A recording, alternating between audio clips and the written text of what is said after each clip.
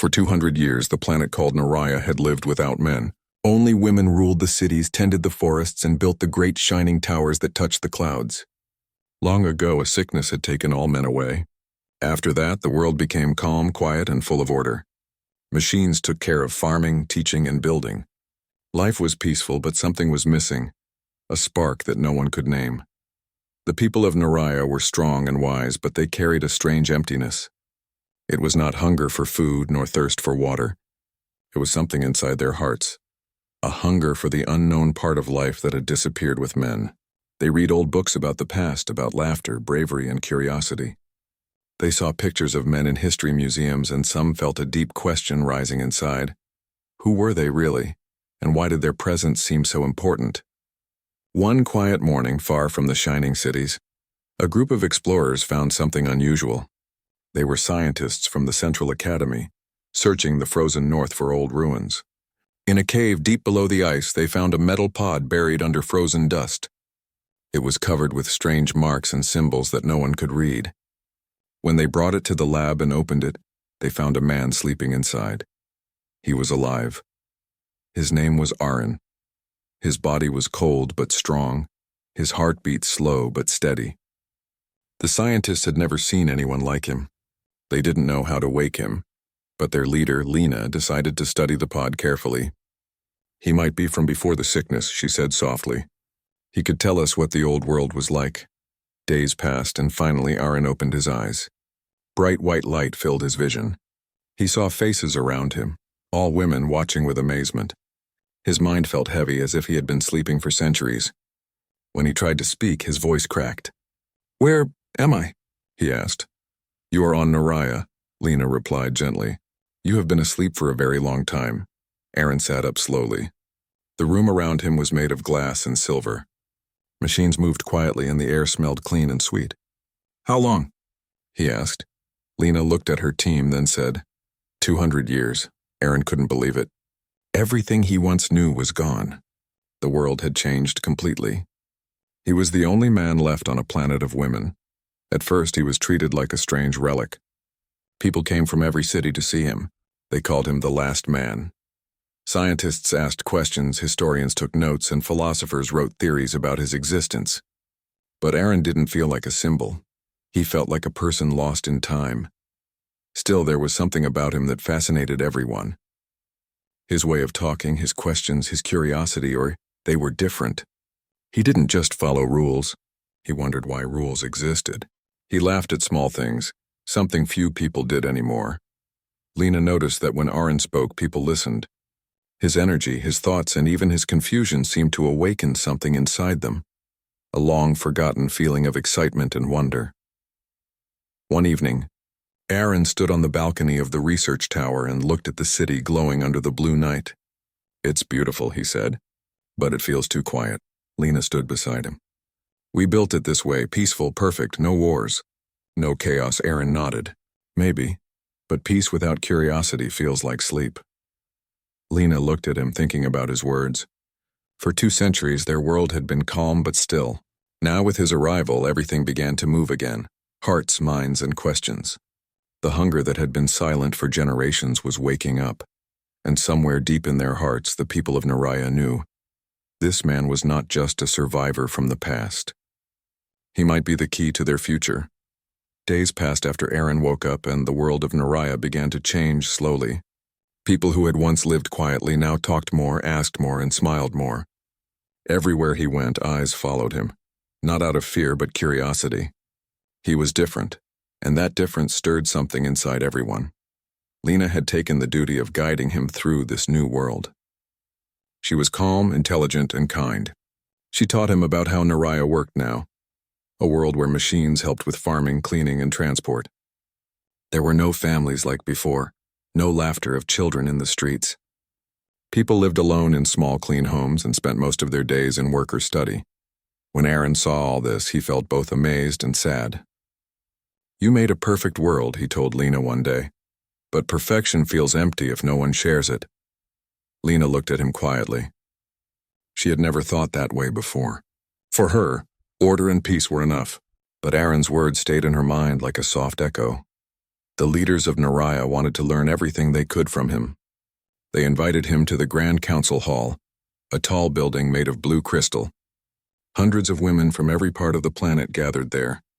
They asked about the old world, what men were like, how they lived, how they built families. Aaron spoke simply. Men were not perfect, he said.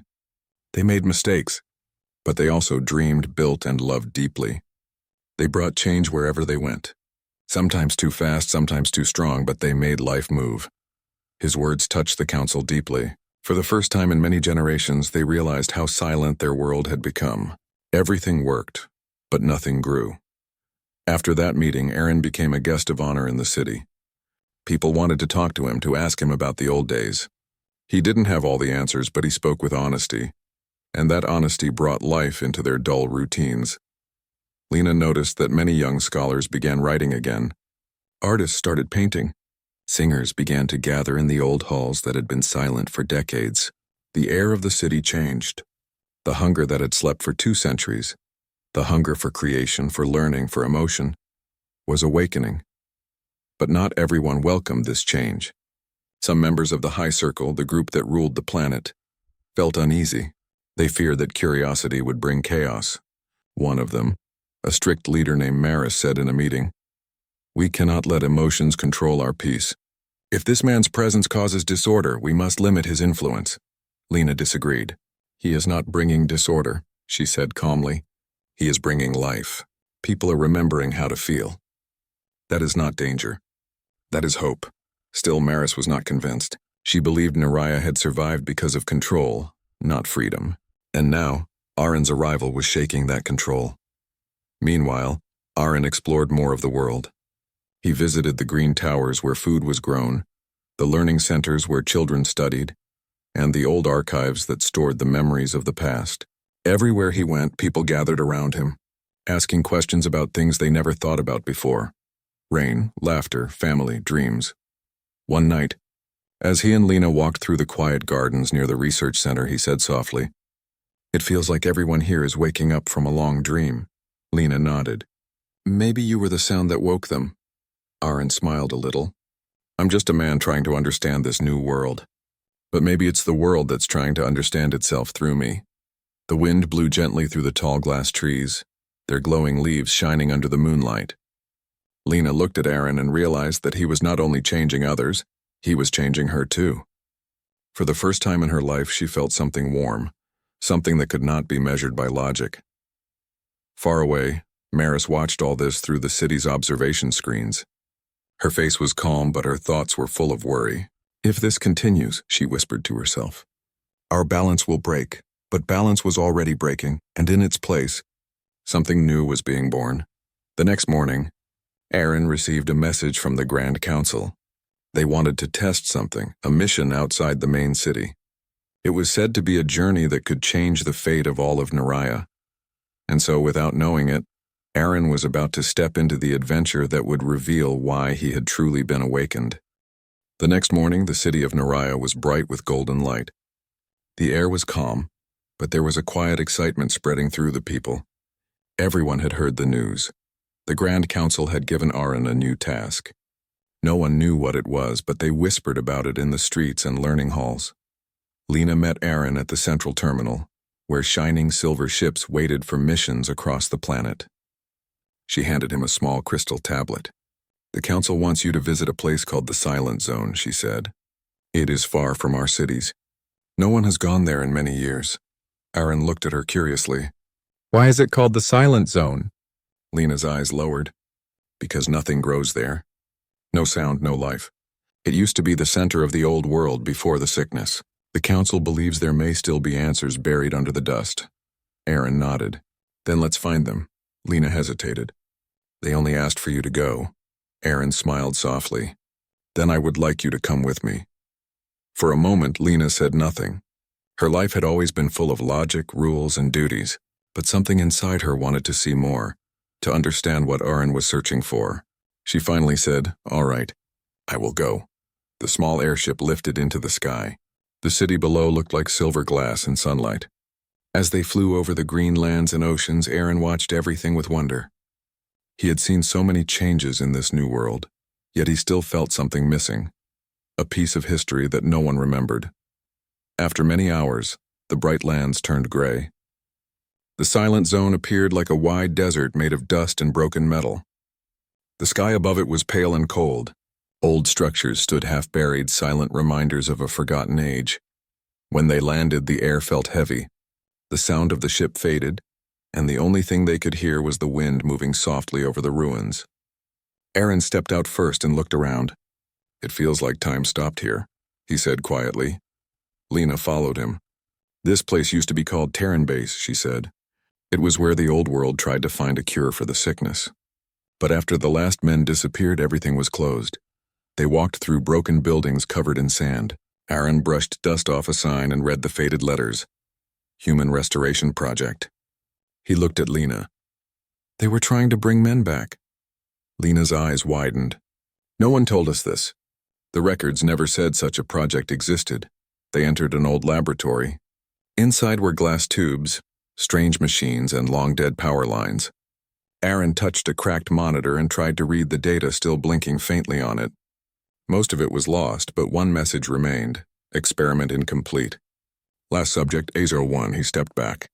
"That's me," he whispered. Lena looked at him in shock. "You mean this was where you were created?" Aaron nodded slowly.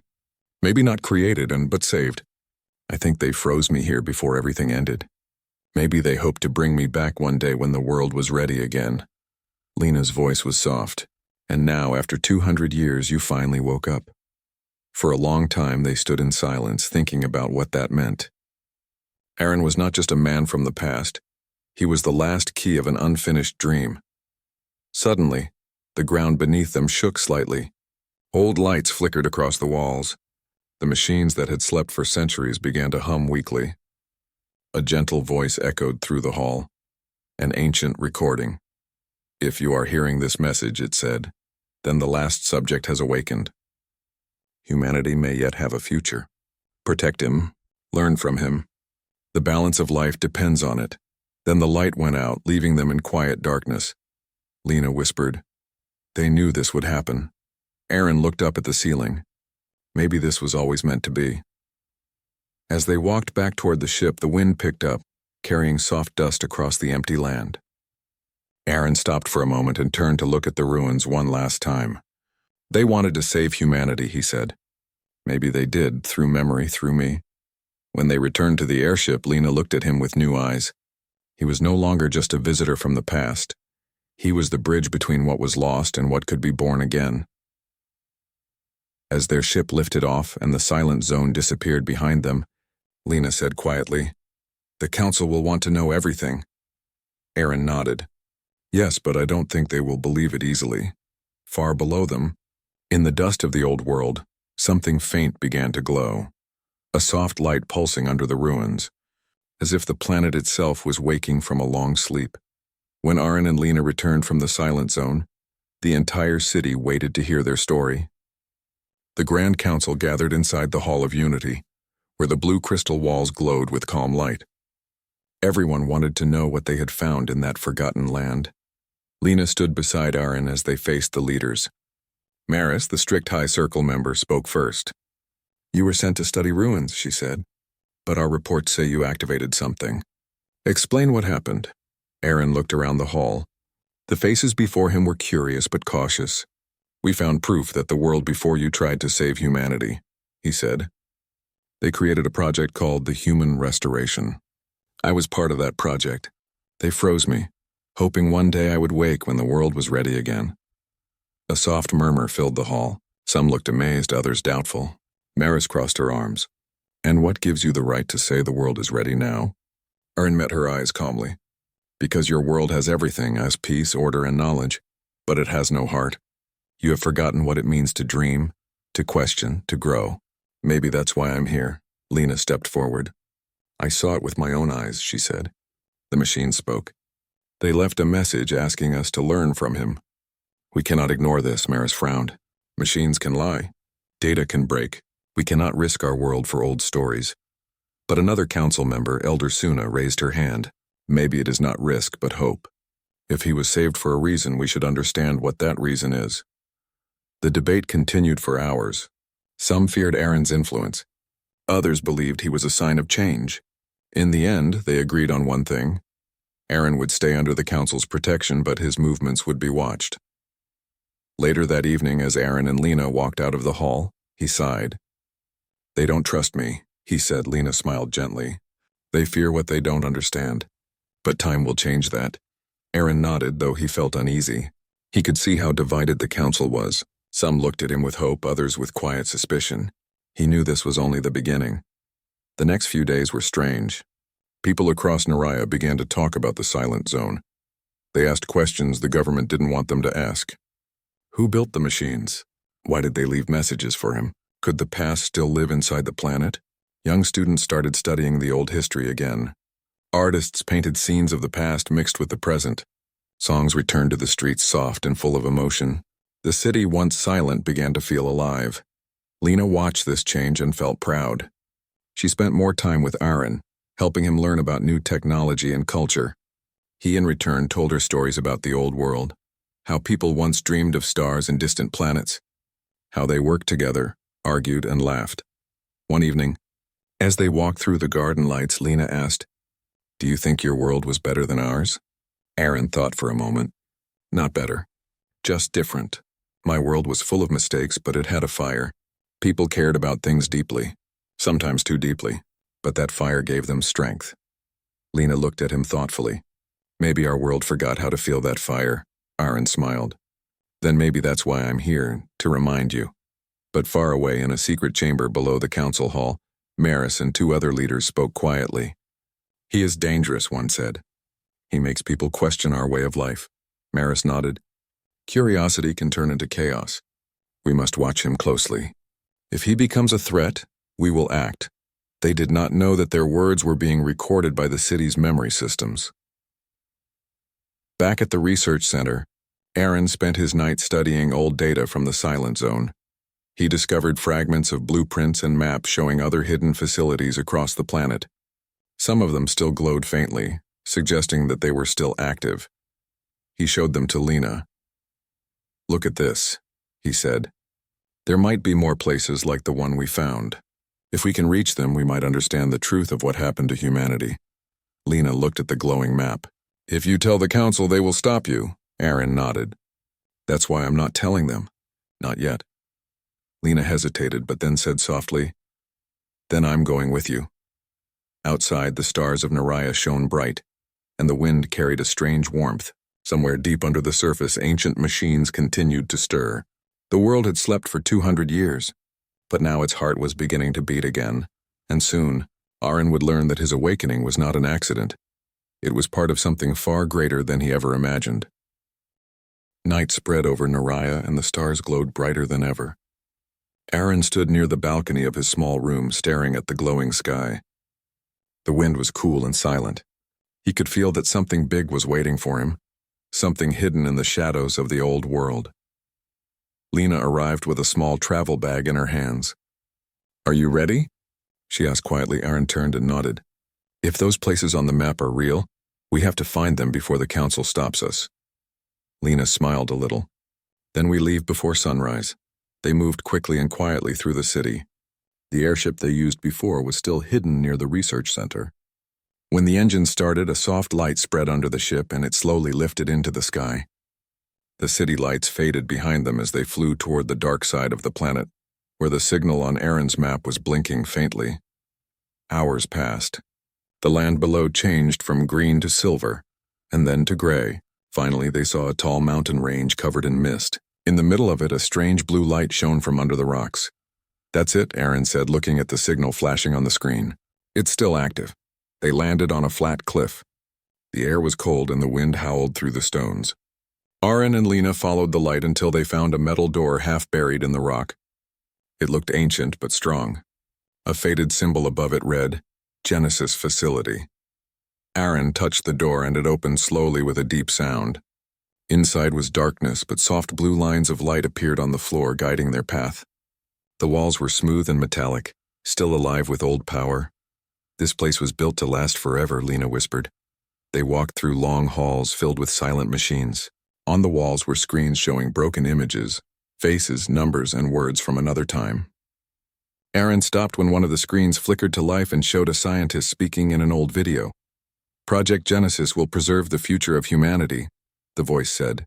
"Even if the sickness ends us, the world must not forget what it means to be human." Then the screen went dark again. Aaron and Lena reached the center of the facility, where a large glass chamber stood. Inside it floated hundreds of small glowing spheres. Each one pulsed softly like tiny hearts of light. Lena gasped. "What are they?" Aaron touched the control panel nearby and read the words written in old language. "These are memory cores," he said. "Each one holds the thoughts and feelings of people who once lived. Their dreams, their voices, their love for life." Lena looked around in awe. "It's like they're still alive, inside these lights." Aaron smiled sadly. Maybe this was how they hoped to save humanity. Not just through bodies, but through memories. As they explored further, one of the lights suddenly floated out of the chamber and hovered near Aaron. It glowed brighter when it touched his hand. A soft voice echoed inside his mind, "You have returned. The balance is near. The heart of humanity must awaken again." The light then faded and floated back into the chamber. Lena looked at him with wide eyes. "Did you hear that?" Aaron nodded slowly. "Yes, it spoke to me." Before they could speak more, a sharp sound filled the air. A signal alarm. Red lights flashed on the walls. A robotic voice said, "Unauthorized access detected. Council patrol approaching." Lena's face turned pale. "They must have tracked us." Aaron moved quickly to the control panel. "I need to save this data. If they shut it down, everything will be lost." He copied the memory core's data into a small crystal drive. The machines hummed louder and the whole room shook. They ran back through the hall, the sound of engines echoing outside. By the time they reached the airship, bright searchlights were already cutting through the mist. Lena started the engine while Aaron held the crystal close to his chest. "We can't let them take it," he said firmly. The ship lifted just as a patrol drone appeared behind them. It flashed warnings in red light but did not attack. Aaron guided the ship higher into the clouds until the lights below disappeared. For a while, there was only silence. Then Lena asked, "What was in that crystal?" Aaron looked at her, his eyes filled with both sadness and hope. "It's not just history. It's the last memory of the people who built this world. Maybe even the key to bringing balance back to humanity." Lena stared at the glowing drive in his hand. "Then we must protect it." Far below them, the Genesis facility grew dark again, its blue light slowly fading into silence. But deep within, one sphere continued to glow brighter than the rest, as if it knew that its message had been heard. Aaron looked out at the stars and said softly, "The past is trying to speak. We just have to listen." The next morning, Aaron and Lena flew high above Naraya in the airship. The crystal drive rested safely in a protective case, glowing faintly with the light of the memory cores. Neither of them spoke much, but the silence was not empty. It was filled with thought, wonder, and a sense of purpose. Aaron looked out at the planet below. The cities shone like glass, rivers sparkled in the sunlight, and forests stretched endlessly. "It's beautiful," he said softly.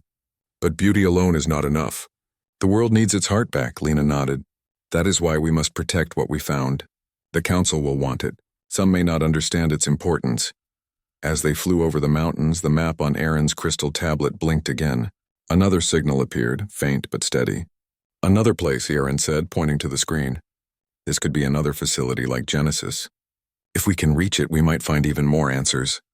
Lena tightened her grip on the ship's controls. "Then we go. But we must be careful. The council may already know we left." The journey took them across wide plains and deep valleys. Birds with shining feathers flew beside the airship, a rare sight in the calm world of Naraya. Aaron smiled. Life is still beautiful here even after so much time. Hours later, they reached a vast canyon, its walls glimmering with minerals that reflected the sunlight. At the center, half buried under rock, they saw a large dome glowing with soft green light. Aaron checked the tablet. "This is it." They called it the observatory.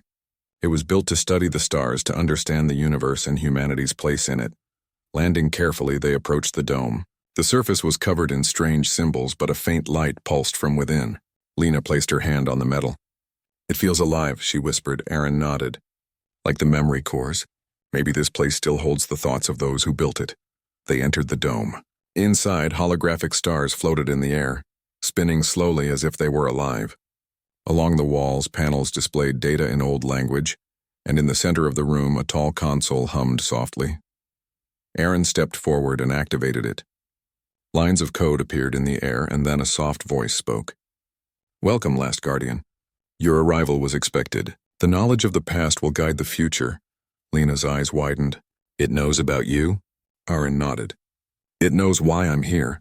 This was built for someone like me." As they explored, they found records of people who had studied the stars for generations. They had written about distant planets, the cycles of life, and ways to preserve humanity even if the world changed. The observatory held dreams, wisdom, and hope, all stored in glowing crystal panels. "This is incredible," Lena said. "All this knowledge preserved for centuries.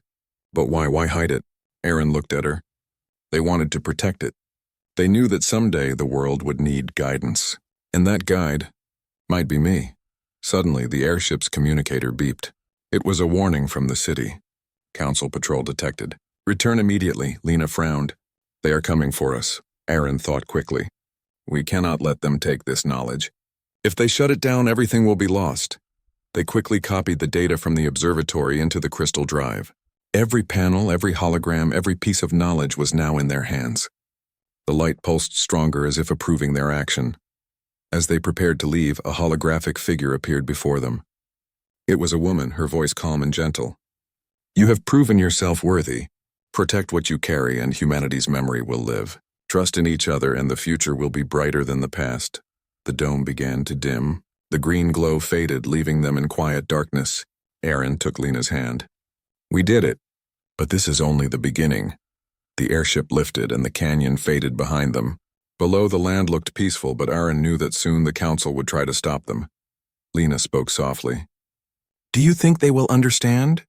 Aaron looked at the crystal drive. "Some may not. But what matters is that we have it. The memories, the knowledge, the hope, we carry it now. And if we protect it, humanity will never be lost again." The sun rose behind them, casting gold across the sky. The stars they had just studied faded with the morning light. But in their hearts, the glow of the past continued to shine. Far below, in the cities of Naraya, whispers of change were spreading. People were starting to remember what it meant to dream, to wonder, and to hope again. And Aaron and Lena, holding the crystal drive tightly, were the first to carry that light back into the world. Back in the city of Naraya, the air was filled with quiet excitement. News of the silent zone and the observatory had begun to spread, even though the council tried to control it. People whispered in the streets, in schools, and in the glowing halls of learning. Something was stirring, a feeling they had not felt for 200 years. Aaron and Lena returned in the early morning. The crystal drive they carried pulsed softly, like it held a heartbeat of its own. Lena looked around at the streets below. "People are already talking about the past," she said. "It's spreading faster than we thought." Aaron nodded. "The memories, the knowledge, the dreams, and they are alive. People just needed a spark to remember." The Grand Council called a meeting immediately. Leaders filled the Hall of Unity, their faces serious. Maris stood in front, arms crossed. "You have returned," she said, her voice tight. "Explain why you left the city without permission and why you brought back." "This." Aaron held the crystal drive firmly. "I did not leave to disobey you. I went to find what was hidden, what could teach us about who we are and what we can become. This drive contains the memories and knowledge of people who lived long before us. It is not dangerous. It is life." For a moment, the room was silent. Then Elder Suna spoke softly. "Life. Perhaps the world has been missing life in ways we cannot measure." "Maybe he is right," Maris frowned. "And what about order? Rules exist for a reason. Curiosity can destroy peace." Aaron shook his head. "Curiosity does not destroy. Curiosity awakens. It teaches, inspires, and grows. Without it, we are only shadows of what we could be." The council members whispered among themselves. Slowly, some heads nodded. Others remained uncertain. Aaron turned to Lena. "I think they are beginning to understand." Lena smiled. "They are listening. That is the first step." The next days were full of activity. Aaron and Lena began sharing the knowledge stored in the crystal drive with scholars, students, and artists. People gathered in halls to watch holographic memories, to hear stories of the past, and to see the blueprints of forgotten inventions. Children laughed as they recreated small machines from old designs. Artists painted bright murals showing life, stars, and cities from the past. Singers sang melodies that had not been heard for centuries. Naraya was coming alive, and the quiet hunger for connection, knowledge, and creativity that had slept for generations was awakening. Even Maris noticed the change. She walked quietly through the streets one afternoon, watching people learn and share. She saw children inventing a small flying device, young scholars debating ideas, and families gathering around story projections of old memories. A faint smile appeared on her face, though she did not admit it. One evening, Aaron and Lena stood atop the tallest tower, looking at the city glowing under the stars. "Look at them," Lena said softly. "They are alive again." "It is more than I expected," Aaron nodded. 200 years of silence, and now a single spark has begun a fire. "The world will never be the same." Lena turned to him. "Do you think the council will finally accept this change?" Aaron smiled. "Some will. Some may not. But it does not matter. The people have begun to awaken. That is stronger than any rule." As the nights passed, the city continued to transform. People laughed, learned, and explored. The hunger that had existed in quiet corners of the heart for centuries was now bright and alive. Even the smallest things became important. The sound of children playing, the smell of fresh plants in the gardens, the excitement of discovering new ideas. Naraya was learning to feel again, and Aaron knew that this was only the beginning. Far above the city, the stars shone like tiny guides, reminding everyone that the past and the future were connected. Aaron and Lena held the crystal drive between them, knowing that the light inside was not just history, but hope for the generations to come. And for the first time in 200 years, the people of Naraya truly felt alive. The city of Naraya woke to a golden sunrise. Light reflected off the glass towers, and the streets were alive with laughter, chatter, and music. For the first time in 200 years, the city felt full of life, not just order. People were learning, creating, and sharing. And everywhere the spark that Aaron had brought glowed brightly. Aaron stood on the balcony of the tallest tower, the crystal drive resting in a small case beside him. Lena came up quietly. "It feels different today," she said. Aaron nodded. "Yes, this is the first day the city is awake. People are discovering themselves again. Curiosity, joy, dreams. All of it is returning." Below them, children ran through the gardens carrying small flying devices inspired by the old blueprints. Scholars gathered in circles, debating ideas that had not been discussed for centuries. Artists painted murals that stretched across entire buildings, showing the connection between the past and the future. The city was alive in every sense, Lena smiled. "I never thought it could feel like this again." Aaron put a hand on her shoulder. "It is not just the city. It is the people." They remembered what it means to live, not just to exist. The council called another meeting, but this time the mood was different. Leaders, including Maris, had witnessed the change firsthand. Maris spoke first, her voice softer than before. "The people have begun to awaken. We can see it. Perhaps we have underestimated the value of curiosity and emotion." Elder Suna nodded. "This is not chaos. It is growth. For centuries we have lived in control, but control alone cannot sustain life. Aaron has reminded us that humanity is more than rules. It is heart, mind, and dreams." Aaron stood quietly, letting the words settle over the room. He had never sought power or praise.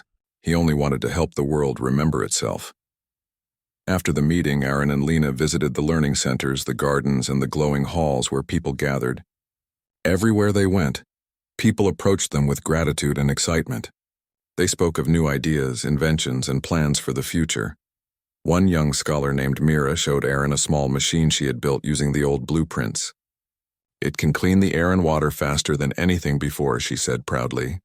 Aaron knelt down and examined it. "This is wonderful," he said. "You are building the future. Keep dreaming bigger." Even Maris began walking through the streets, observing quietly. She watched children play, young inventors experiment, and artists create. Slowly, a smile appeared on her face. She understood now. The spark Aaron had brought was more valuable than any rule she had enforced. That night, Aaron and Lena stood together on the balcony again. The stars shone bright above the city, reflecting in the calm waters of the canals below. "We have done something important," Lena said softly. Aaron looked at the glowing city. "We did not do it alone. The people did it themselves. I only reminded them of what they had forgotten. Lena leaned closer. And what about the future? What comes next? Aaron smiled. The future is theirs to shape. With knowledge, memories, and hope, they will create something even better than the past. We only need to guide them, not control them. The wind carried the soft sounds of music, laughter, and voices singing in the streets. Naraya had awakened. The hunger that had existed in silence for 200 years, the hunger for connection, for knowledge, for life itself, had finally been satisfied. Aaron looked at Lena, and then at the city. This is only the beginning, he said. But now humanity's heart beats again, and that is all that matters. The stars above seemed to shine brighter, as if celebrating the return of life and hope. The world of Naraya had slept for too long, but now it would never forget how to dream, to create, and to live. In the quiet glow of the city, Aaron and Lena stood together watching a new dawn rise. A dawn where the past, present, and future were finally connected, and where the people of Naraya would never again live without curiosity, heart, and hope. The crystal drive pulsed softly beside them, a reminder of everything they had discovered, everything they had protected, and everything that would guide humanity for generations to come. And for the first time in centuries, Naraya was truly alive.